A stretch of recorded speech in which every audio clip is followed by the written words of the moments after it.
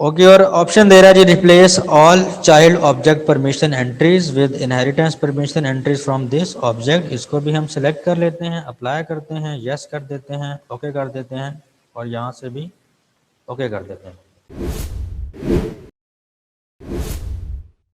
Okay, उसके बाद जो चीज़ हम लोग देखेंगे, प्रैक्टिस करेंगे एनटीएफएस परमिशन की, शैडो कॉपी की। तो सर्वर मशीन पर आने से पहले होम डायरेक्टरी की भी बात कर लेते हैं। तो होम डायरेक्टरी बेसिकली क्या होती है कि आप एक सर्वर मशीन से हर यूज़र को, यानी कि फॉर एग्जांपल ए यूज़र है, बी यूज़र है, जितने भी डोमेन के यूज़र्स हैं, आप हर यूज़र के अकॉर्डिंगली आप उनको अपने सर्वर मशीन से एक डायरेक्टरी कह लें, या इसको एक फ़ोल्डर कह लें, या एक ड्राइव कह लें, वो बेसिकली आप शेयर कर रहे होते हैं। तो इसकी जो आपकी फ़िज़िकल की जो लोकेशन होती है वो बेसिकली सर्वर के ऊपर ही होती है। होम डायरेक्टरी की जो फिज़िकल लोकेशन है वो एक्चुअली सर्वर मशीन पर है, बट वो अपेरेंटली आपको शो कहाँ हो रही होती है, आपके अपने पर्सनल कंप्यूटर पे। यानी कि वो एक्चुअली आपकी क्लाइंट मशीन की जो पर्सनल स्टोरेज है, जैसे यहाँ पर देखें, इस क्लाइंट कंप्यूटर के साथ एक जो है वो सीपीयू पड़ा है। डेफिनेटली इसकी अपनी हार्ड डिस्क होगी, रैम भी होगी, सब कुछ होगा, लेकिन जो होम डायरेक्टरी यूज़ हो रही है उसकी एक्चुअल लोकेशन, या वो बेसिकली उसके अंदर जो डाटा स्टोर हो रहा है वो आपका सर्वर मशीन पे स्टोर हो रहा है।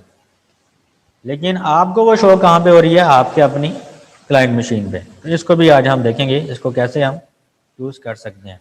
तो this is simple concept of home directory. तो इसको अभी जब हम प्रैक्टिकल करेंगे तो वो हम देख सकेंगे कि हर यूज़र जो है वो अपने अपने कंप्यूटर पे बैठ के अपनी एक जो ड्राइव है उसको यूज़ कर सकता है। और ये आप लोग अपनी लैब में भी देखते हैं कि जब आप लोग यूज़ करते हैं इसको, तो आप सिंपल क्या करते हैं, लॉगिन होते हैं तो आपको अपने कंप्यूटर पे एक पर्सनल ड्राइव जो है, जिसको जी ड्राइव भी कहते हैं, शो हो रही होती है। मैंने अपनी विंडोज सर्वर 2016 मशीन जो है वो भी, उसको भी ऑन कर लिए, और उसके साथ ही जो विंडोज़ 10 यानी कि क्लाइंट मशीन जो है उसको भी मैंने ऑन कर लिया।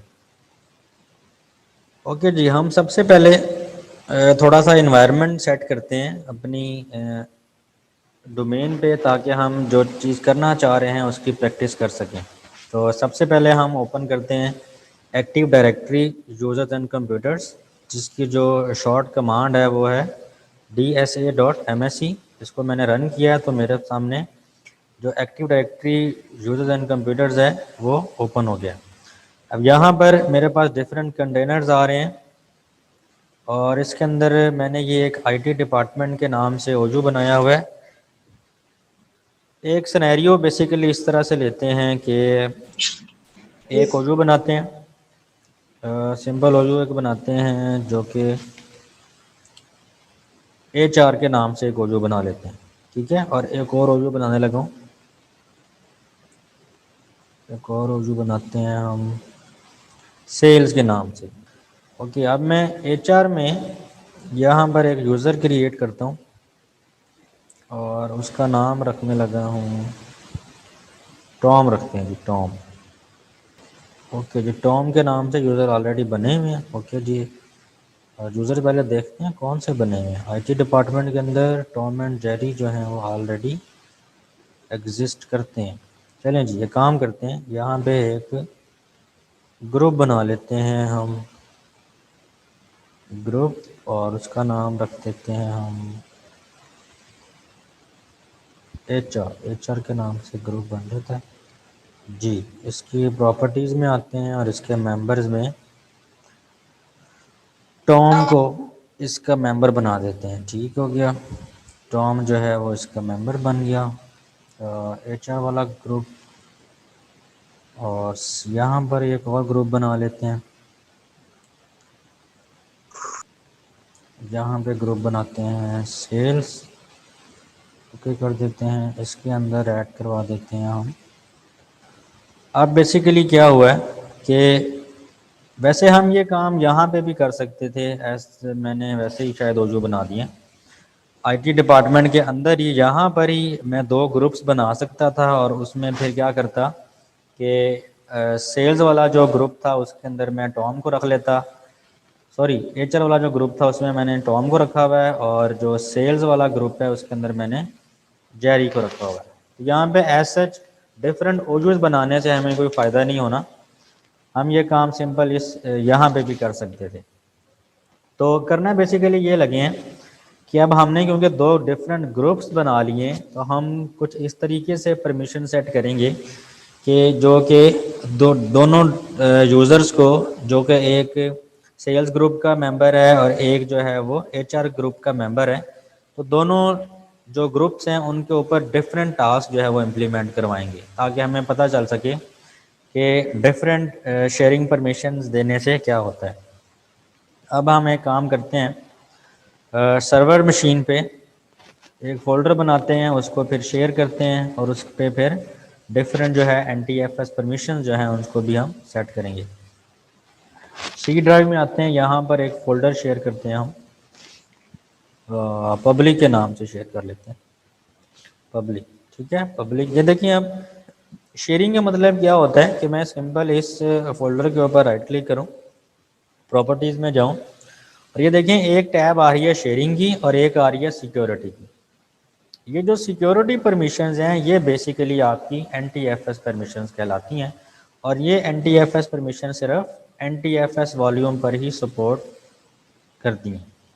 तो यहाँ पर सबसे पहले हम शेयरिंग करने के लिए क्या करते हैं, सिंपल शेयर के ऊपर भी क्लिक करें, तब भी हमारा यहाँ पर जिसके साथ भी हम शेयर करना चाहते हैं उसके साथ शेयर हो जाएगा। जैसे फॉर एग्जांपल यहाँ से मैं एवरीवन के साथ भी शेयर कर सकता हूँ, या मैं फाइंड पीपल के अंदर मैं कहता हूँ कि जो मेरे डोमेन के यूज़र हैं उन सब के साथ जो ये फ़ोल्डर है वो शेयर हो जाए। तो देखें डोमेन यूज़र्स के साथ इसको मैं शेयर कर सकता हूँ, और डोमेन यूज़र्स के ऊपर जो परमिशंस आ रही हैं वो रीड, खाली रीड की या रीड राइट दोनों की परमिशंस आपने देनी है। तो सिंपल क्या परमिशन सेट किया मैंने, सिंपल रीड की परमिशन, इसको यहाँ से सिंपल क्या कर दें, शेयर कर दें। ओके, अब ये फोल्डर सिंपल क्या हो गया, शेयर, इसको हम कहते हैं शेयरिंग परमिशन। अगर हम इसके शेयरिंग वाली टैब में दोबारा से जाएं तो यहाँ पर एक ऑप्शन आ रहा होता है एडवांस शेयरिंग का। इस एडवांस शेयरिंग के ऊपर अगर हम यहाँ पर भी अगर पहले से मैंने शेयर ना किया होता तो मैं इस चेक बॉक्स को जो है वो चेक कर देता, तो ये फोल्डर शेयर हो जाना था। यहाँ से भी मैं इसकी परमिशंस को चेक कर सकता हूँ। जैसे अब मैंने यहाँ पर देखें मेरे पास जो डोमेन यूज़र है वो यहाँ पर नहीं आ रहा, तो मैं क्या करता हूँ यहाँ से उसको ऐड करवा लेते हैं हम। डोमेन यूज़र इसको चेक करते हैं, यहाँ पर अब देखें डोमेन यूज़र्स ऐड हो गए। इसको अब मैंने क्या परमिशन दी हुई थी, रीड की। इसके साथ मैं इसको चेंज की परमिशन भी दे देता हूँ। चेंज से बेसिकली क्या होगा कि वो मॉडिफाई कर सकेगा, यानी कि चेंज फोल्डर्स को यानी कि चेंज कर सकेगा, उसका नाम वगैरह चेंज कर सकेगा।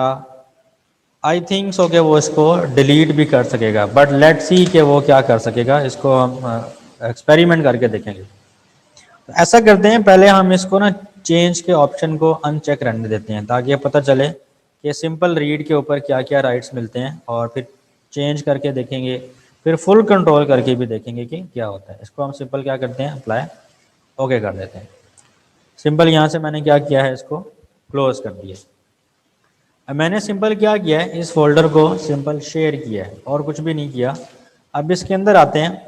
अब क्योंकि मैंने इस फोल्डर के ऊपर सिंपल राइट्स जो दिए हुए हैं वो मैंने दिए हुए हैं रीड के, यानी कि मैं ये चाहता हूँ कि जो यूज़र्स हैं वो सिर्फ मेरा डेटा देख सकें, अपना काम कर सकें यहाँ पर, इसके अलावा कोई यहाँ पे चेंजेस या कोई फाइलें मेरी डिलीट ना करें। तो मैं बेसिकली अब हर डिपार्टमेंट के अकॉर्डिंगली या हर ग्रुप के अकॉर्डिंगली यहाँ पे फ़ोल्डर बनाऊंगा। यहाँ पे एक फ़ोल्डर मैं बनाता हूँ HR के नाम से, जो सिर्फ HR के ग्रुप के लिए, इसीलिए मैंने वहाँ पे HR ग्रुप बनाया था। और यहाँ पर मैं एक सेल्स ग्रुप बनाता हूँ, सेल्स। दो फोल्डर्स मैंने बनाए हैं। अब दोनों के ऊपर मैंने क्या करना है, डिफरेंट NTFS परमिशन लगाने लगा हूँ, फिर उनको टेस्ट करूँगा कि वो किस तरीके से एप्लीकेबल होती हैं। तो अब देखिए पब्लिक वाला जो फोल्डर है वो एक्चुअली दोनों के लिए सेम है, वो HR के लोगों के लिए भी सेम है, वो सेल्स के लोगों के लिए भी सेम है।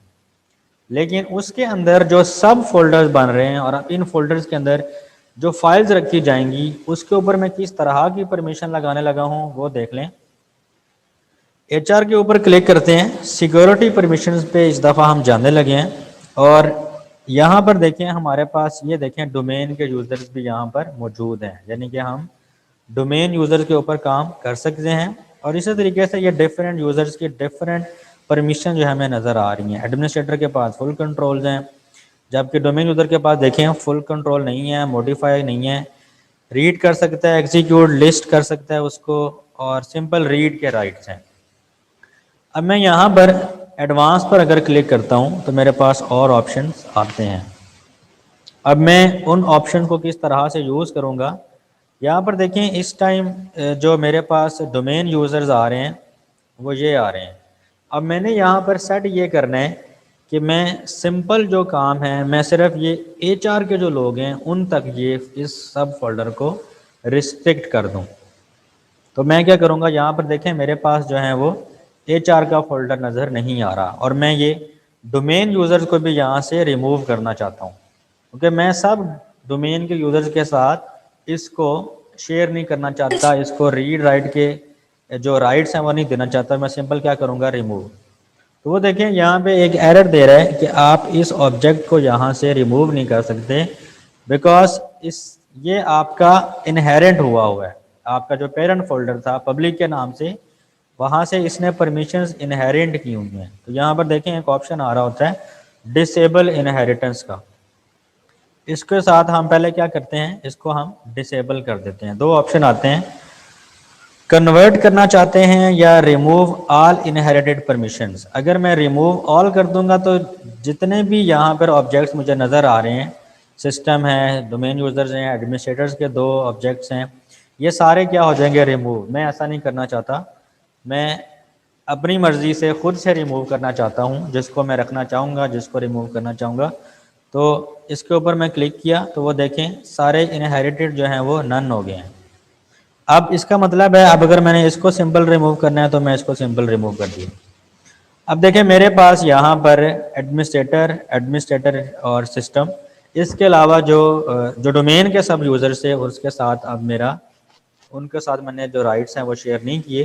तो मैं अब यहाँ पे अपनी मर्ज़ी के राइट्स दूंगा।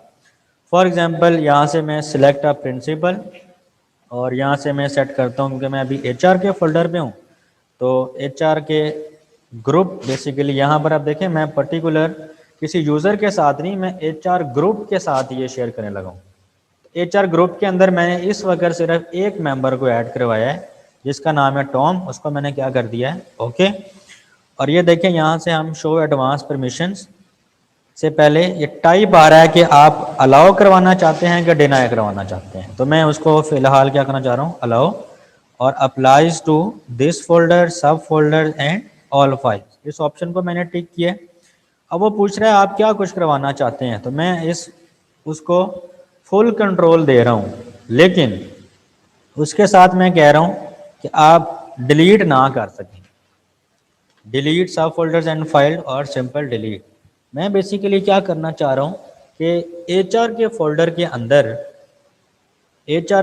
के अंदर जो भी वो काम करना चाहता है वो करे, लेकिन जो स्पेसिफिक फाइल्स होंगी जो पड़ी होंगी उसके अंदर फाइल, वो बना तो सकता है लेकिन उसको वो डिलीट ना कर सके, ताकि जो दूसरे यूज़र होंगे HR के वो उन फाइल्स को यूज़ कर सकें। तो फिलहाल हम क्या करते हैं, हम सिंपल इस ऑप्शन को चेक करते हैं कि इस ऑप्शन से फिर क्या होगा। इसको मैंने क्या कर दिया, ओके। यहाँ से इसको करते हैं अप्लाई, ओके। और ऑप्शन दे रहा है जी replace all child object permission entries with inheritance permission entries from this object. इसको भी हम सिलेक्ट कर लेते हैं, अप्लाई करते हैं, यस कर देते हैं, ओके कर देते हैं, और यहाँ से भी ओके कर देते हैं। मैंने सिंपल क्या काम किया है, HR के लोगों के साथ कुछ हद तक परमिशन सेट की है। अब यही काम मैं सेल्स के लिए करूंगा, लेकिन वो काम बेसिकली किन के लिए होगा, सेल्स के लोगों के लिए। सेल्स के फोल्डर में जाते हैं, सिक्योरिटी परमिशंस, और यहाँ पर देखें आपके पास जो स्पेसिफिक सेल्स के लोग हैं वो नज़र भी नहीं आ रहे।